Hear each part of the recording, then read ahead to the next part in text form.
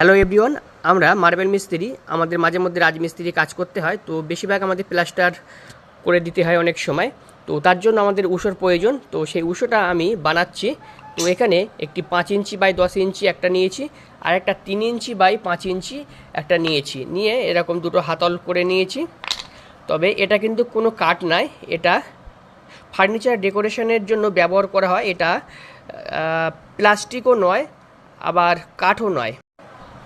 এটা কী জিনিস অ্যাকচুয়ালি আমি জানি না। আপনারা যদি কেউ জানেন অবশ্যই কমেন্ট করে জানাবেন এটা কী জিনিস। তো এটা আমি এক জায়গা থেকে সংগ্রহ করেছি। তো এটা দিয়ে এখন আমি দুটো উষো বানাবো। তো তার জন্য সাইজ মতন করে কেটে নিয়েছি, নিয়ে যেই জায়গাটা এটা ফিটিংস হবে সেই জায়গাটা দেখুন একটু ভালোভাবে একটু রাফ দাগ করে নিয়েছি, যাতে এটা ভালোভাবে ফিটিংস করা যায়। তো এর মধ্যে আমি পেরেক দেবো না। এটা আমি কি করব, অ্যারোডাইট আঠা এবং ফ্লেক্স কুইক আঠা এই দুটো দিয়েই আমি ফিক্সড করব। আর এটা লংজিভিটি অনেক দিন, এটা অনেক দিন পর্যন্ত কাজ করা যায়, আর কাজের ফিনিশিংও খুব সুন্দর হয়। এর আগে আমি ব্যবহার করেছি, যার কারণে এটা আমি এখন তৈরি করছি। তাহলে এগুলো এখন আমি আঠা দিয়ে পেস্টিং করে নেব। আর আপনারা যদি এটা কী জিনিস যদি আপনাদের কারো জানা থাকে তাহলে অবশ্যই কমেন্ট করবেন। এটা ফার্নিচার ডেকোরেশনের কাজে ব্যবহার করা হয়। দেখুন, এটা আঠা দিয়ে আমি এটাকে বসিয়ে দিয়েছি। এবারে এখানে একটু ফ্লেক্স কুইক আঠা দিয়ে দেবো, দিয়ে এটা আমি 24 ঘন্টা রেখে দেবো। হ্যালো এভরিওয়ান, আমরা মার্বেল মিস্ত্রি, আমাদের মাঝে মধ্যে রাজমিস্ত্রি কাজ করতে হয়। তো বেশিরভাগ আমাদের প্লাস্টার করে দিতে হয় অনেক সময়। তো তার জন্য আমাদের উষোর প্রয়োজন। তো সেই উষোটা আমি বানাচ্ছি। তো এখানে একটি 5 ইঞ্চি বাই 10 ইঞ্চি একটা নিয়েছি, আর একটা 3 ইঞ্চি বাই 5 ইঞ্চি একটা নিয়েছি, নিয়ে এরকম দুটো হাতল করে নিয়েছি।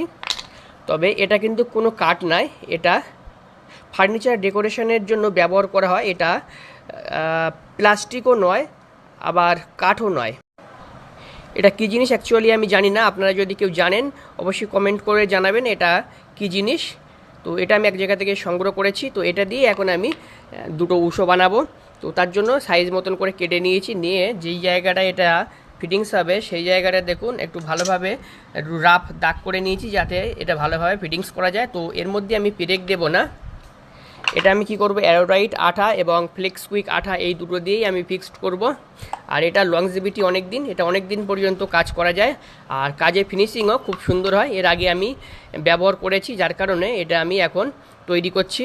তাহলে এগুলো এখন আমি আঠা দিয়ে পেস্টিং করে নেব। আর আপনারা যদি এটা কী জিনিস যদি আপনাদের কারো জানা থাকে তাহলে অবশ্যই কমেন্ট করবেন। এটা ফার্নিচার ডেকোরেশনের কাজে ব্যবহার করা হয়। দেখুন, এটা আঠা দিয়ে আমি এটাকে বসিয়ে দিয়েছি। এবারে এখানে একটু ফ্লেক্স কুইক আঠা দিয়ে দেবো, দিয়ে এটা আমি 24 ঘন্টা রেখে দেবো।